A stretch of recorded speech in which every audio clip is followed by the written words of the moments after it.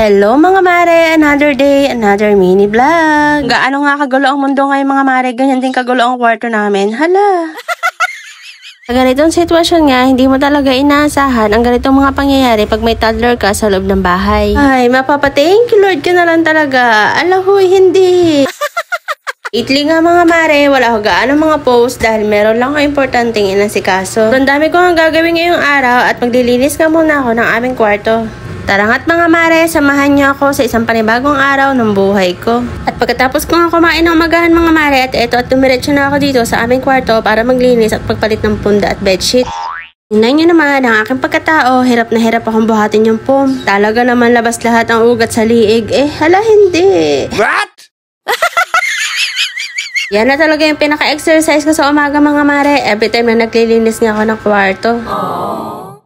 At dito nga, nagpalit daw ako ng bedsheet at mga punda namin. At para mawala na nga rin yung amoy kulob dito sa aming kwarto, nag-spray na nga rin ako ng Perfect Scent Linen Spray by Beeline Cosmetics. O Ate B, baka naman. Ala hindi. O siya, hanggang dito na lang muna ha. See you on my next vlog. Bye!